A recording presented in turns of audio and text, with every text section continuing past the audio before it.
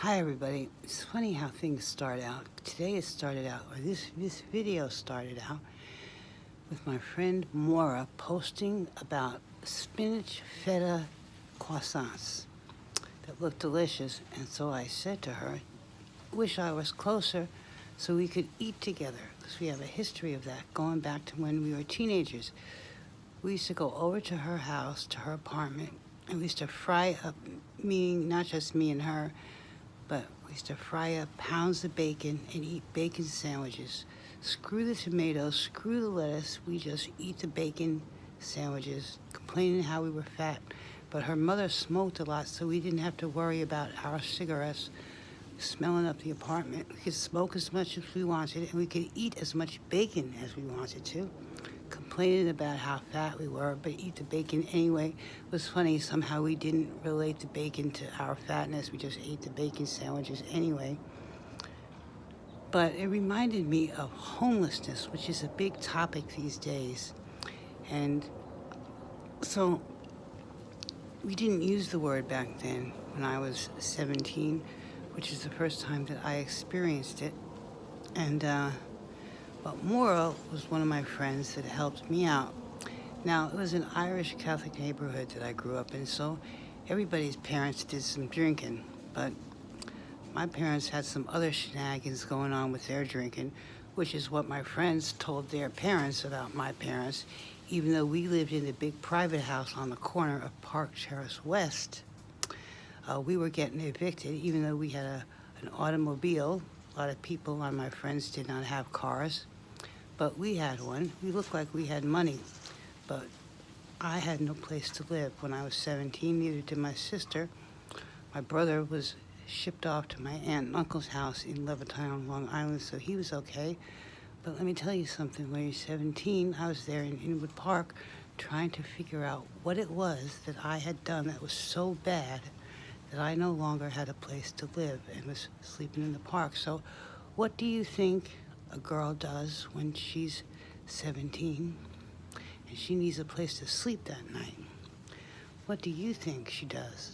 Has some really nice looking legs and some big tits, big ones. I've had them since I was about 9 or 10.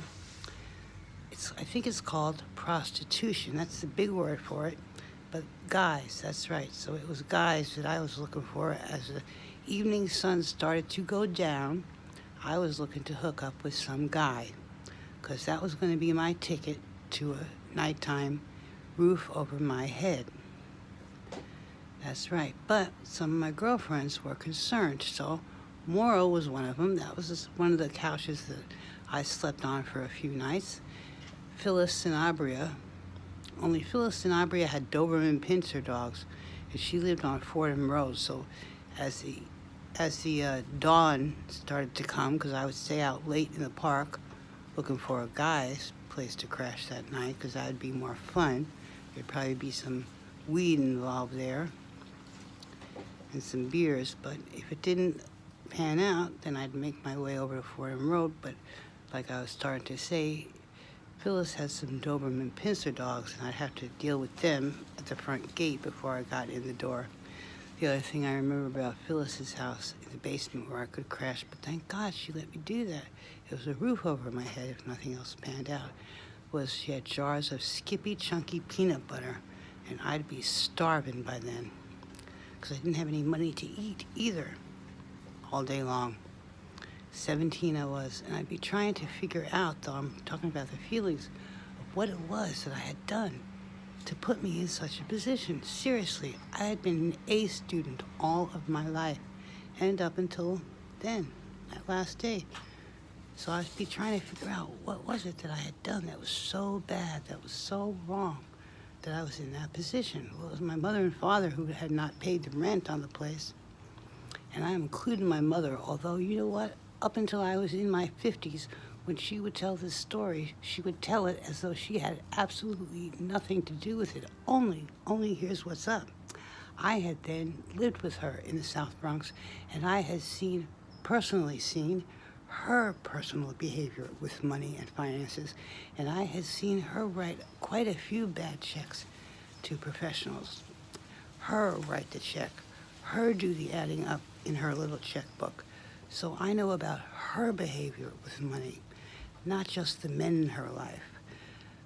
The point I'm getting to, though, here is that she had posed herself for all of her life as some sort of a feminist. She had worked for Planned Parenthood, and in dinner table discussions where she'd be half-gassed on White Mountain Chablis, that was the drink of the 70s. Later on it turned to gin martinis. Excuse me, got some mucus. That's where she'd be giving these monologues about her pseudo-feminism. She posed herself as a feminist, but really she was a prostitute. The prostitute archetype was her MO, and she trained me and my brother and my sister in that archetype, all the while posing as some sort of a pseudo-feminist. That's how she liked to think of herself. She posed herself off that way, engaging in long-winded arguments, goofball arguments. I could see they were goofball arguments, but it was not until I was in my 50s that I got it, that that's what she was doing.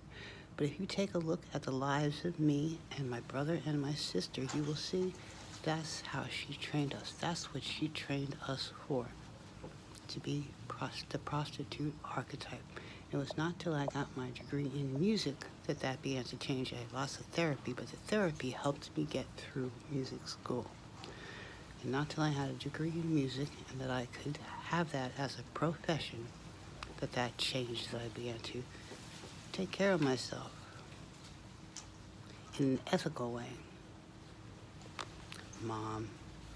And when I told her that I saw that in her, woo, she wanted to kill me. I mean, like, kill me.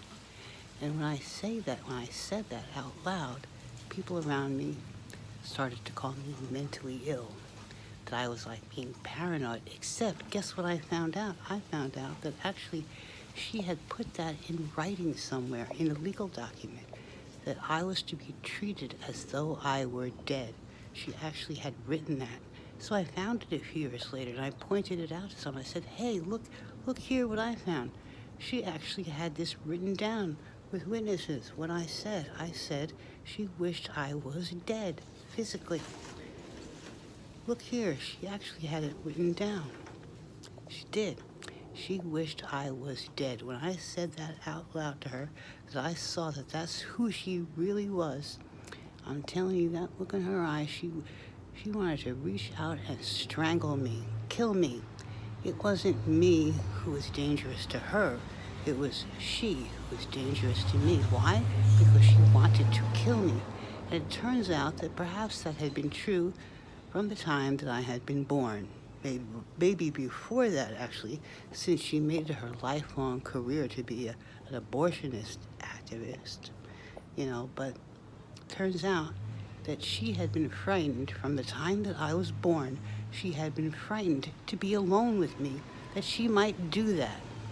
And she had told me that when she and I were alone together several times, she was half-tanked on gin martinis. So that's what I live with, the truth that she told me when she was half-tanked on gin martinis.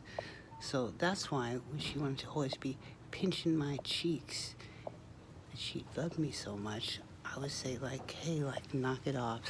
First of all, stop touching me whenever you want to. Pinching my cheeks, telling me those things, because, I don't know, I'm getting a different sense here about what the truth is about that as well. Especially the more therapy I had, the more good therapy I had. There's a lot of bullshit hanging around in the air. So look at that, 9 minutes. That's for Sarah. That's me. Right there. Oh, wow, yeah, thank you. Yeah, no problem. Okay. A package, let's see what it is.